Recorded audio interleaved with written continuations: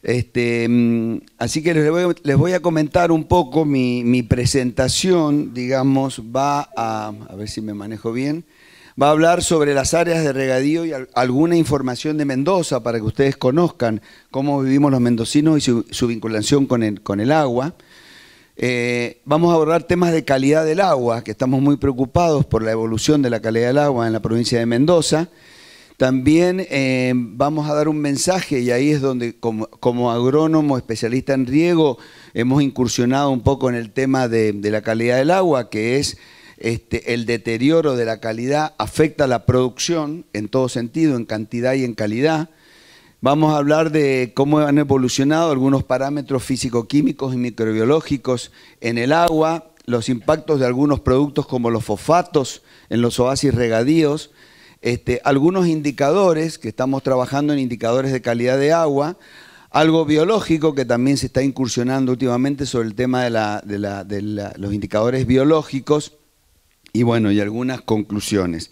Quiero decirles que en esta presentación yo voy a poner resultados de trabajos que se han hecho entre un grupo muy grande de instituciones, no solamente la Universidad Nacional de Cuyo y el Instituto Nacional del Agua, sino que también estamos en contacto con la Universidad de París Diderot y con la UBA, y que hemos recibido fondos para hacer nuestros trabajos de la Universidad Nacional de Cuyo, del INA y de la COVIAR, que es la Corporación Vitivinícola Argentina, que por supuesto está muy preocupada por el tema de la calidad del agua. Bueno, básicamente lo primero que les quiero comentar en este gráfico, ustedes están viendo acá los años y acá están viendo estas barras que tienen una parte verde y una parte azul. El total de la barra lo que significa básicamente son las hectáreas que están en producción en el mundo, evolución de las tierras de regadío y de secano. Todas estas hectáreas, miles de millones de hectáreas, están en producción y son las que nos dan alimento a todos, a todo el mundo.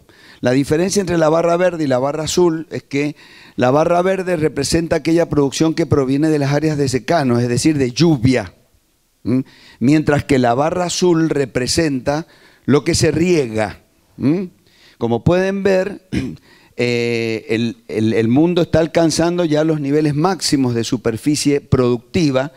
Lo importante ver que se desagrega en este lugar acá abajo es que si bien entre el año 60 y el 2009 ha habido un incremento total de la superficie productiva del 12%, que no es mucho, el regadío ha generado un 117% de incremento. Es decir que el agua es fundamental para la producción agropecuaria.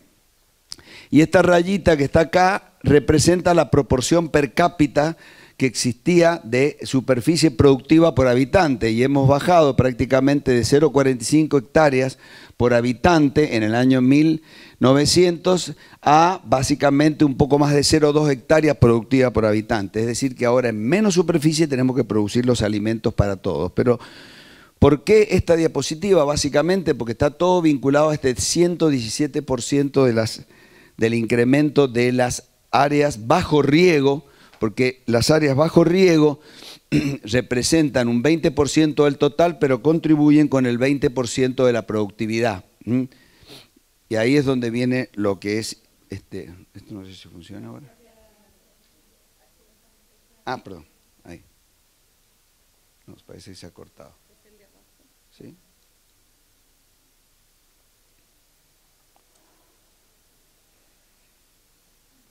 Ahora sí. Muy bien. Bueno, la provincia de Mendoza es un desierto. Nosotros estamos en la diagonal latinoamericana, sudamericana, digamos así, de zonas áridas, y básicamente llueven 200 milímetros al año. Por lo tanto, ese es un desierto. Mendoza cuenta aproximadamente con 1,89 millones de habitantes. Solamente el 4% de la superficie de Mendoza está regada y cultivada. El otro 96% es naturaleza. Ahora bien, tenemos 270.000 hectáreas regadas, un alto porcentaje con métodos muy tradicionales que no son muy eficientes de riego por superficie, y en los últimos años se ha incrementado el riego por goteo, que tiene una tendencia sostenida, ¿no es cierto?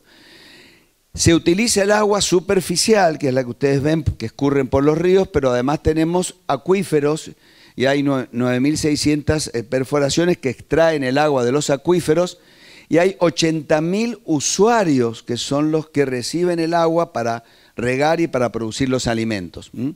Básicamente, si ven a Mendoza desde un satélite, van a ver 3 oasis, el oasis norte, el oasis centro y el oasis sur, que son como manchas verdes ahí, ¿no es cierto?, oasis norte, centro y sur, que son las áreas regadías que representan estas 270.000 hectáreas y que producen, bueno, fundamentalmente vid, frutales de carozo, hortalizas, etcétera, etcétera. Acá hay una información básicamente sobre las dimensiones de las cuencas y los caudales que conducen nuestros ríos.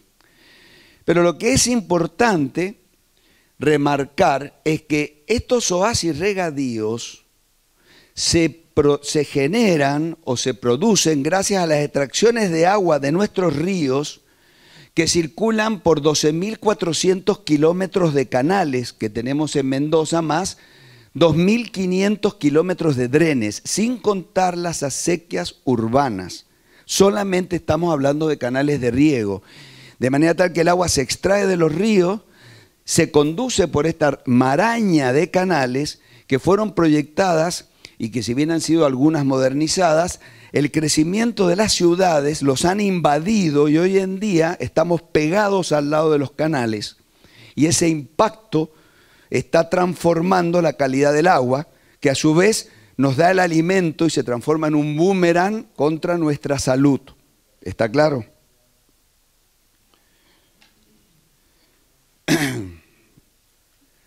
Bueno, los mendocinos contamos con 4 ríos importantes o 5 ríos, si incluimos el Malargüe desde el punto de vista productivo. Tenemos el Río Grande, que en este momento no está siendo usado y que es uno de los más importantes porque está en una zona muy montañosa. Están contabilizados y nosotros sabemos exactamente cuál es la cantidad de agua. Por ejemplo, ustedes están viendo acá para cada los meses del año cuál es el caudal promedio que entrega cada uno de los ríos. Y decimos que nuestro recurso agua, nuestro recurso hídrico es limitado y finito, no es interminable. Y a su vez luchamos porque esta información que ustedes tienen acá, que es el producto de muchos años de promedios, tiene una gran variabilidad. Entonces hay años donde los mendocinos tenemos en el mes, por ejemplo, acá sería el mes de enero, en realidad tendríamos 50 metros cúbicos por segundo y hay años que tenemos 250 metros cúbicos por segundo. Entonces hay una gran variabilidad y luchar con esa variabilidad es nuestro desafío.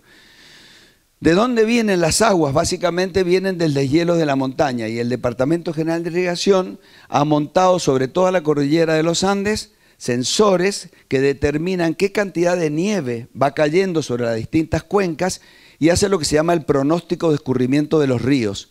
Y esos pronósticos de escurrimiento de los ríos están disponibles a partir de octubre, donde se sabe cómo va a venir el año. Y hay una categoría de año mediano, año muy rico, extremadamente rico o años pobres y secos. En los últimos 8 años los mendocinos hemos vivido con pronósticos entre seco y pobre, es decir, con caudales muy por debajo de lo normal y consecutivamente 8 años seguidos. No es lo mismo tener un año malo después de 2 buenos que tener un año malo después de 7 malos. Esta gran variabilidad que tienen los caudales, lo que ustedes están viendo acá son la variedad de los caudales, están vinculados también, o digamos, afectan la producción y la producción de alimentos. Lo que ustedes están viendo en este gráfico, básicamente, esta línea que está acá representa el derrame promedio de un río. Y esta línea azul, la demanda de agua de los cultivos. Como pueden ver, en primavera el río aporta menos agua de la que necesitan los cultivos y pasado el verano, en otoño, los ríos aportan más agua que las necesidades. Por lo tanto, hay una época de déficit, de exceso, y es necesario entonces la construcción de obras hidráulicas que permitan almacenar este exceso para usarlo en la próxima primavera. En general, todas las cuencas, todos los oasis mendocinos son deficitarios, es decir, nosotros tenemos estos requerimientos hídricos, que son las líneas amarillas, y tenemos estos aportes, que son las líneas azules, a través de nuestras lluvias. Por lo tanto, Si no regamos, no producimos. No tenemos alternativa. Bueno, por ahí anda, ahí está. ¿Cómo llega el agua? Y acá es donde empieza a haber una interacción permanente entre el ser humano y los sistemas de distribución del agua. El agua que está en nuestras montañas llega a los diques a través de los ríos, ¿no es cierto? Donde hay diques, el agua se embalsa, ingresa a la red de canales, donde nosotros tenemos básicamente casi el 100% de nuestros canales a cielo abierto. Y de esos canales el agua se va repartiendo hasta que llega a la propiedad, es decir, que se conduce, se distribuye y se aplica en la propiedad para producir alimentos. Por lo tanto, hay toda una red de canales que va desde la fuente de agua hasta la parcela regada, que es la demanda. Tengo que conocer la demanda y en función de la demanda también conocer la oferta para poder hacer esa distribución. Y en el camino tenemos la interacción con los seres humanos. Lo que ustedes están viendo acá son sistemas de canales. Hay canales, la mayoría de nuestros canales son de tierras. Hay un porcentaje que estaba en la primera, bajo, de canales impermeabilizados. Generalmente los canales más importantes son los impermeabilizados. Acá van a ver algunos canales impermeabilizados de distintos materiales constructivos. Pero bueno, la idea es que no se filtre, que no se pierda el agua en su recorrido. También a esto se suma el agua subterránea, que tampoco es, digamos así, no es infinita, es limitada. Para que ustedes sepan, ahora lo vamos a comentar, todos los acuíferos se estudian anualmente y se registran las alturas a las que están las aguas subterráneas y se hacen mapas de isovalor que me dicen si el nivel del agua está en el mismo lugar o está descendiendo o está ascendiendo. Si descienden es porque hay una sobreexplotación de los acuíferos y a futuro eso no es sustentable. ¿Quién administra el agua en la provincia de Mendoza? El Departamento General de Irrigación administra el agua en la provincia de Mendoza a través de la Ley de Aguas que se estableció en el año 1884, que es una de las más antiguas de la República Argentina y de las más importantes de Latinoamérica, que está copiada un poco a partir de la Ley de Aguas de España. Y luego, a partir del 74, aparece la Ley de Aguas Subterráneas. ¿Qué hizo el Departamento General de Irrigación por esa época? Más o menos en el 1900 se hizo un inventario del agua disponible y de los regantes, quienes se aproximaban y decían, yo estoy regando, se hizo una declaración, hizo una asignación del agua a los agricultores, se le asignó el agua. Hoy en día, básicamente, toda el agua de la provincia de Mendoza está asignada. No tenemos más agua para asignar. Y como el agua subterránea y su explotación comienza después del año 1950 en adelante, aparece la ley del 74 donde también el Departamento General de Irrigación autoriza la extracción de agua subterránea. Y hay oasis, como el oasis norte, donde prácticamente es muy difícil conseguir nuevos derechos de agua subterránea. Ya del agua superficial es imposible. Ahora bien, bueno, el agua, el Departamento General de Irrigación es un organismo gubernamental, pero tiene la participación de los usuarios y pagan por un servicio, no pagan por el agua, pagan por el servicio hasta que llega a la propiedad. Y establece el Departamento General de Irrigación normas de calidad de las aguas que pueden llegar a ser vertidas en los cauces de agua para evitar que el agua se deteriore. ¿Está claro eso? Toda actividad productiva, industrial, por ejemplo, una fábrica usa agua para producir elementos y luego los puede volcar o no a los cauces y eso puede generar conflictos de contaminación, que es lo que nosotros estamos viendo. Entonces, hemos iniciado hace un tiempo estudios de calidad de agua en la cuenca del río Mendoza, del río Tunuyán, con el objeto de ver primero cuál es la calidad de las aguas que circulan por Mendoza, tener bases de datos en cada una de las cuencas, identificar cuáles son las fuentes de mayor impacto, evaluar cómo está evolucionando esta calidad del agua en el espacio y en el tiempo y desarrollar, digamos, directrices para mitigar o para reducir estos problemas de contaminación.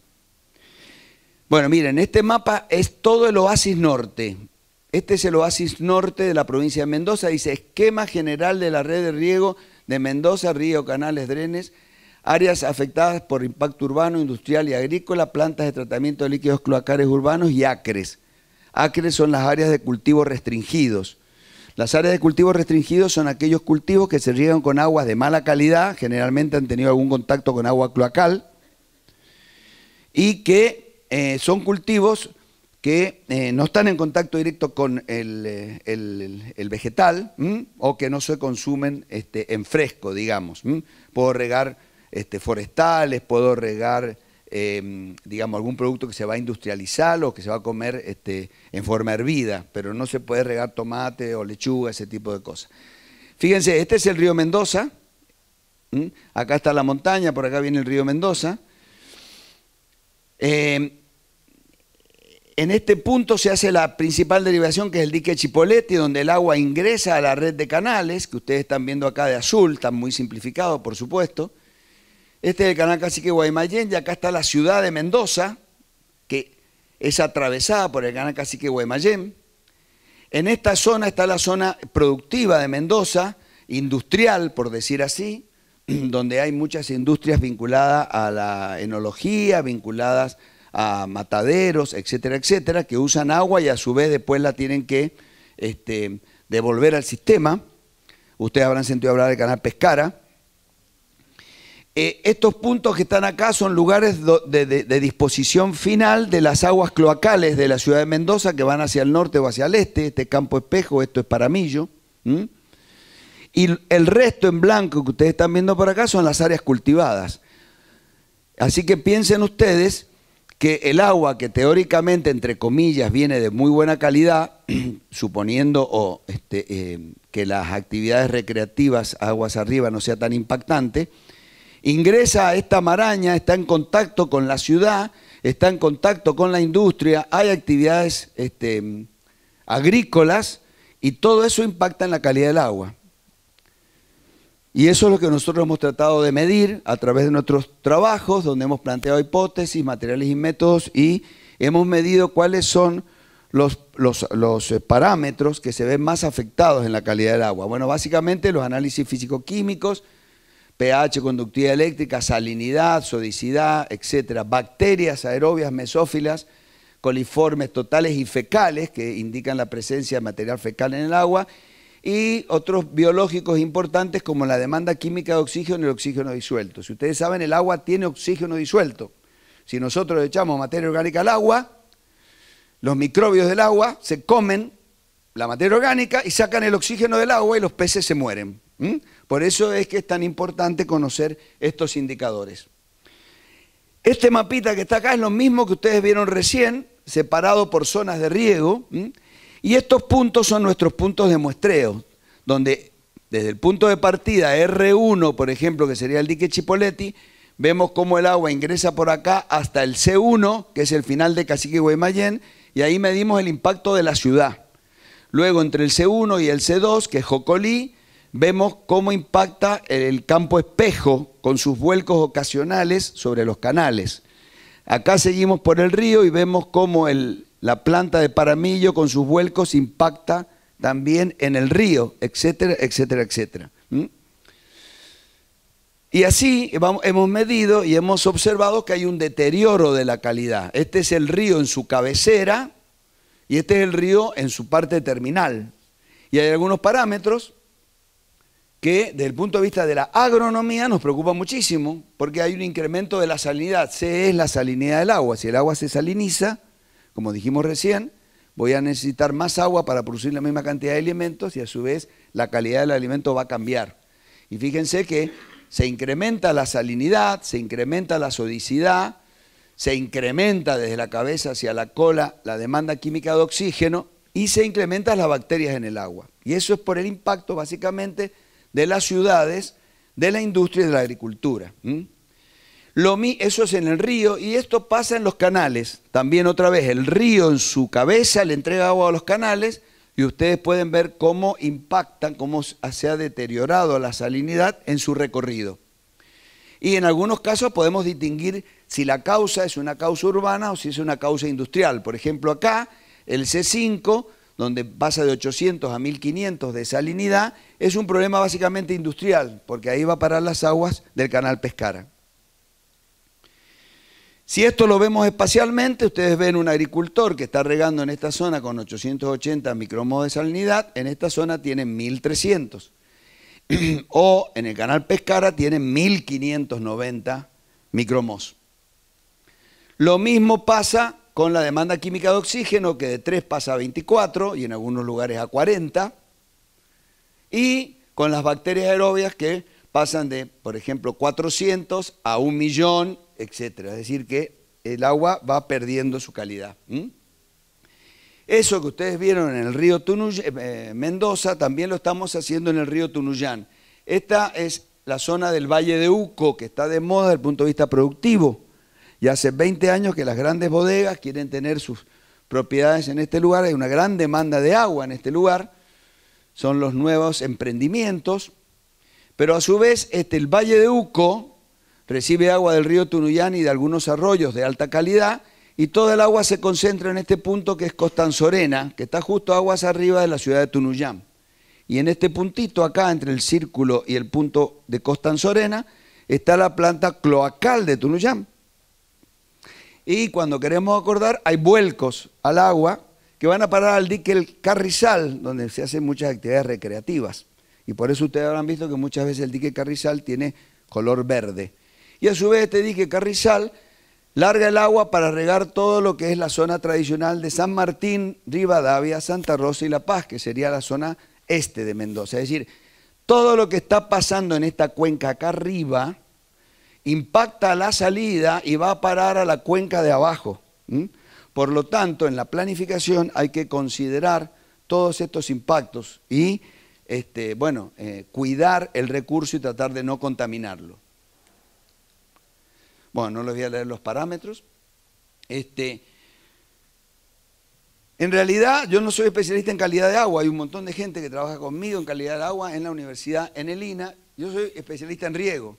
Y lo que me lleva a esto es que si el agua se saliniza, los agricultores necesitan más aguas para producir la misma cantidad de alimentos.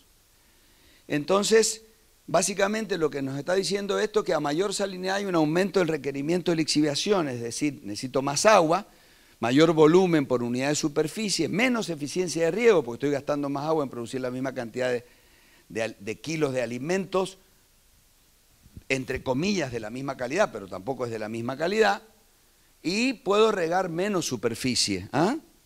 Y la salinidad todo esto reduce el rendimiento de los cultivos. Lo mismo pasa con otros parámetros.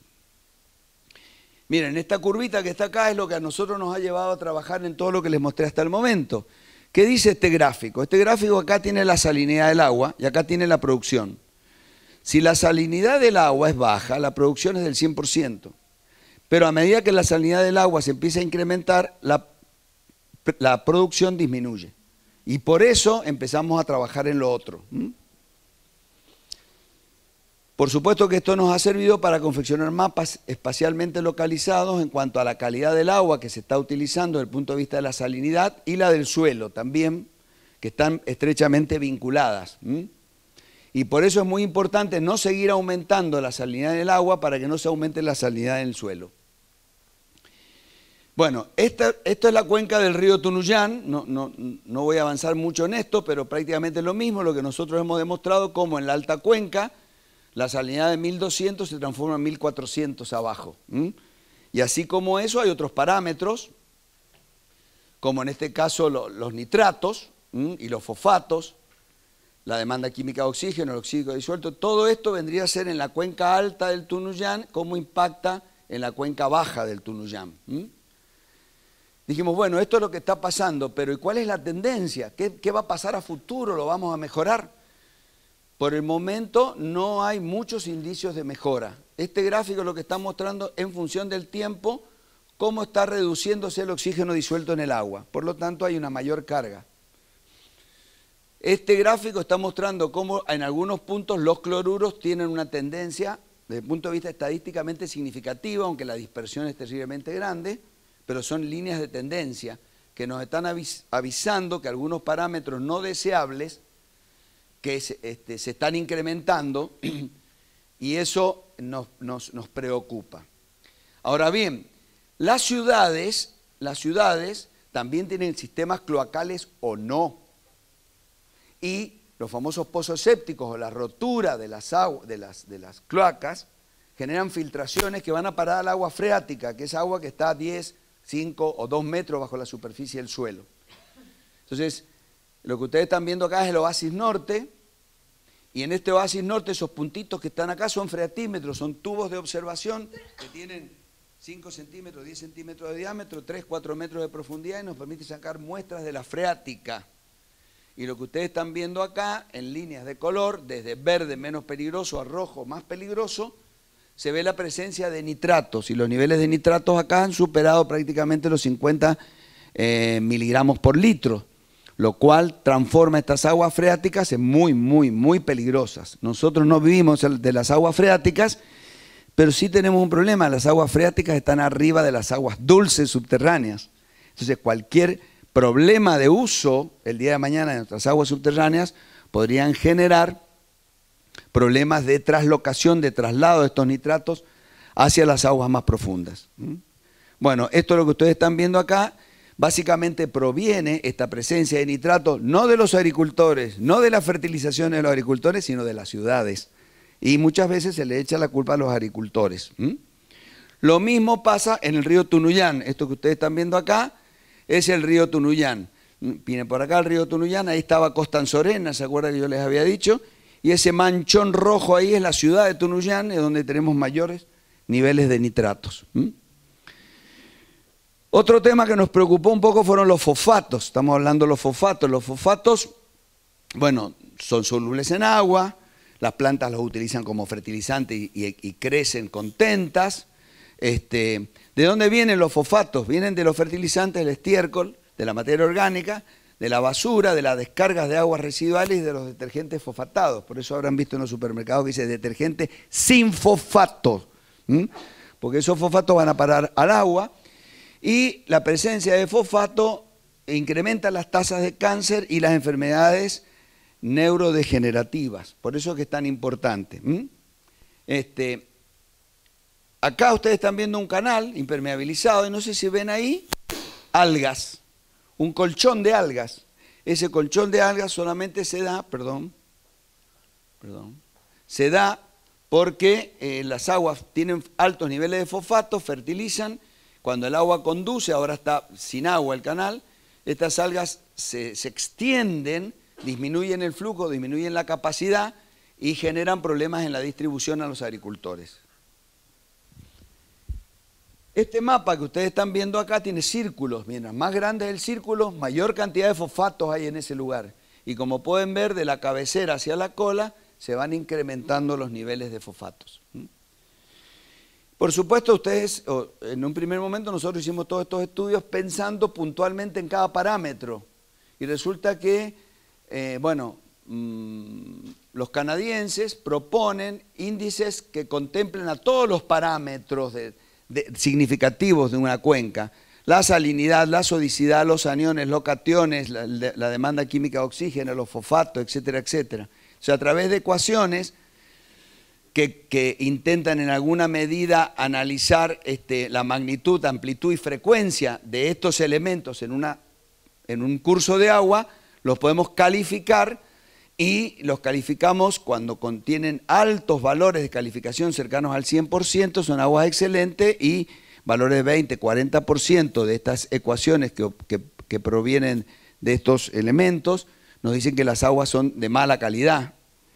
Esto lo hicimos también en la cuenca del río Mendoza, el río Tunuyán, con distintos, o sea, con todos los parámetros, pero con distintas normas. Esta es la norma de acá del DGI, esta es una norma francesa, esta es los indicadores de calidad de la FAO, y lo que observamos nosotros es que de acuerdo a la norma que existe, los colores son uniformes y no distinguen la calidad del agua, y otras veces sí distinguen los colores la calidad del agua. Acá se ve como el agua es verde o amarilla en la cuenca alta, y a medida que voy hacia el final empieza a ponerse naranja, con valores que van del 90-100% a valores del 80%. Por lo tanto, hay un impacto muy importante de todas estas actividades urbanas, también agrícola e industrial, sobre la calidad del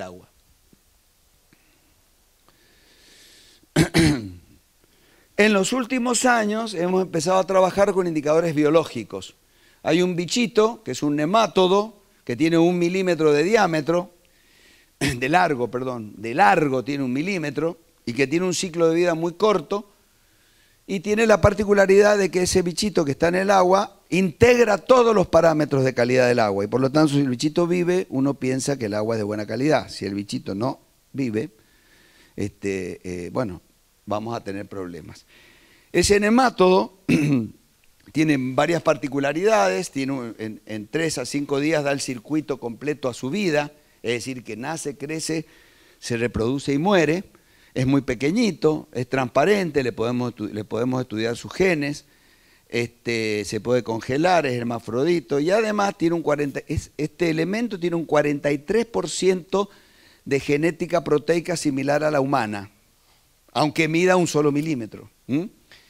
Y está aceptado como normas ISO para analizar calidad de agua. Entonces hemos trabajado, y en este caso son los resultados que se han obtenido en la zona del río Tunuyán, y en la alta cuenca del río Tunuyán los niveles están en el orden del 8%, del 0,8 en cuanto a crecimiento, que son valores relativamente buenos, y ya acá empiezan a bajar a 0,7, o sea que hay un deterioro de la calidad del agua.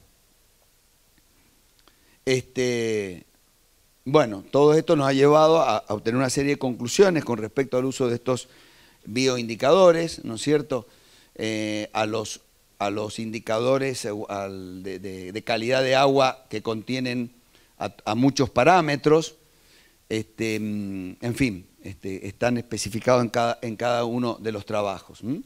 Y a nivel de cuenca, digamos así, nosotros hemos visto que la calidad del agua en ambas cuencas, tanto el río Mendoza como el río Tunuyán, se deteriora debido a las actividades urbanas por vuelcos entre R1 y C1, en este caso sería la ciudad. Todos los escurrimientos producto de las lluvias que caen en la ciudad de Mendoza y que van a parar al cacique Guaymallén, genera un deterioro de la calidad entre el punto R1, que es Chipoleti, y C1, que es el final del cacique Guaymallén. Hay problemas de vertido de agua de Campo Espejo que deteriora el agua entre C1 y C2. Problemas de vuelcos de Paramillo entre R1 y R3. Problema de la planta de tratamiento cloacal de la ciudad de Tunuyán entre Valle Duco y Costanzorena. Y además hay problemas de efluentes industriales entre los puntos C1 y C5. Cada uno de estos puntos está localizado espacialmente. Lo único que estamos tratando nosotros de indicar es cuál es la causa que lo está deteriorando en mayor magnitud. Por lo tanto, hay que hacer esfuerzos para evitar las descargas de estos cursos, ¿no es cierto?, en los canales de riego para asegurar y mejorar la calidad de los efluentes industriales, es decir, exigir a las industrias y a todos aquellos que utilizan el agua que antes de volcarla mejoren la calidad de eso para evitar el problema del deterioro de las aguas. Por supuesto que la mayor salinidad reduce el rendimiento de los cultivos y aumenta los requerimientos y también reduce la producción por metro cúbico de agua, a lo cual tenemos que estar muy atentos. Hay importantes, la principal causa de contaminación de nitratos en las aguas subterráneas viene por las cloacas, no viene de la agricultura, aunque también hay algo en algunos sectores de excesiva fertilización. Hay que promover la educación y la concientización de la calidad del agua, hay que continuar con el monitoreo y hay que transformar los sistemas de conducción de agua que atraviesan las ciudades para evitar el contacto directo de la gente con esos cursos de agua, porque evidentemente hay problemas de contaminación. Así que bueno, nada más.